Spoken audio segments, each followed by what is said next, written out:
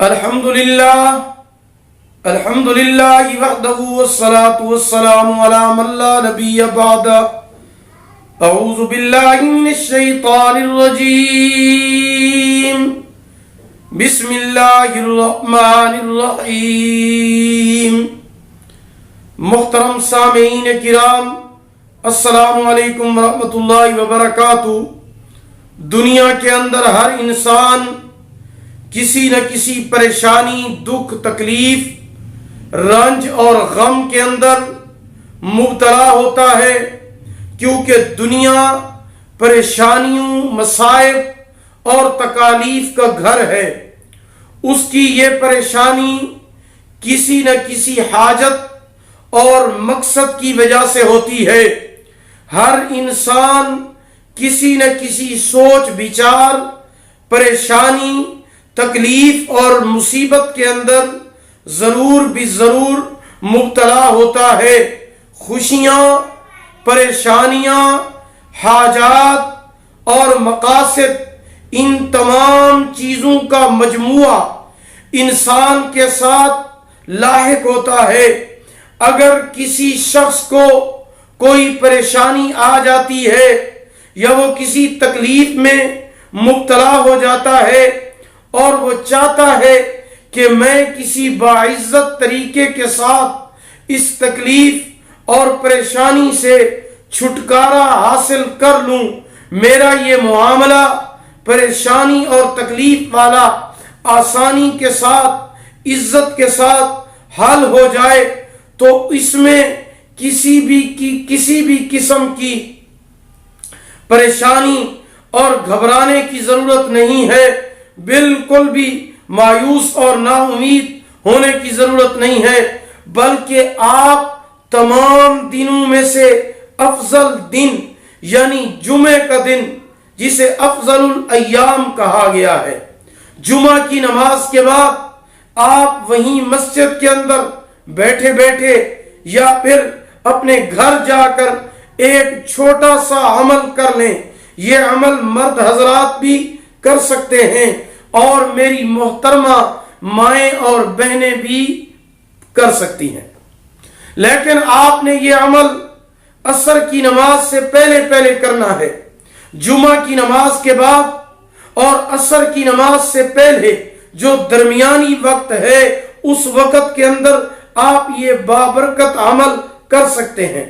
عمل کرتے ہوئے آپ نے اس بات کا خیال ضرور رکھنا ہے کہ آپ کا جو بھی معاملہ ہو، جو بھی بڑی سے بڑی حاجت ہو، پریشانی ہو، چاہے وہ مال کا معاملہ ہو، رزق کا معاملہ ہو، اولاد کا معاملہ ہو، کاروبار کا معاملہ ہو، رشتے کا معاملہ ہو، غرضے کے جو بھی معاملہ اور حاجت ہو، آپ اس کو اپنے ذہن میں رکھ کر یہ وظیفہ اور عمل کریں گے.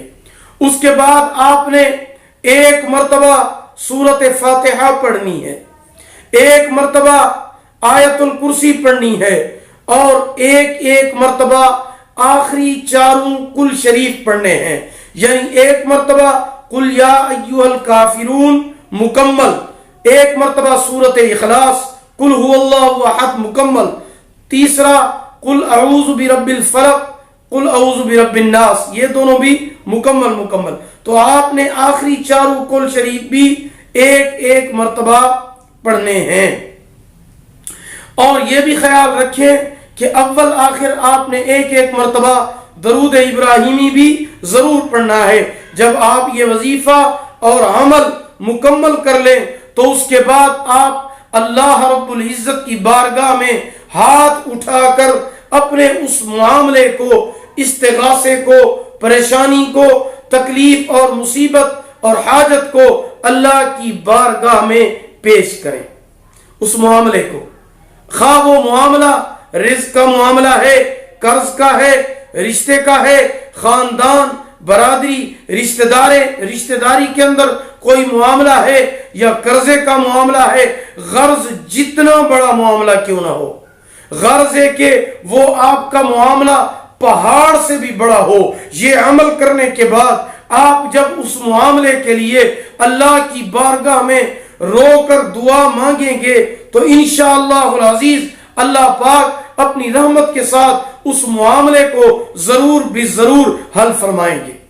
قرآن مجید کے اندر بڑی طاقت ہے، بڑی پاور ہے۔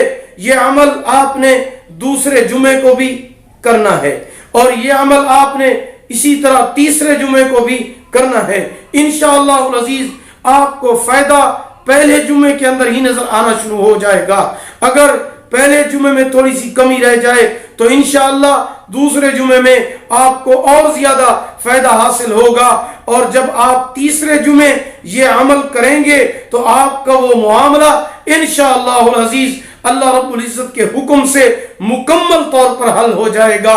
یہ بہت ہی آسان، بابرکت اور عظیم عمل ہے۔ اللہ پاک تمام ضرورت مندوں کو یہ عمل کرنے کی توفیق عطا فرمائے۔ اگر آپ کو ہماری یہ ویڈیو پسند آئی ہو اسے لائک کریں، شیئر کریں، ہمارے channel Islamic Tube Network کو سبسکرائب کریں، ساتھ لگے ہوئے گھنٹی کے نشان پر کلک کریں تاکہ ہمارا نیا وظیفہ یا نیا بیان سب سے پہلے آپ کو مل سکے۔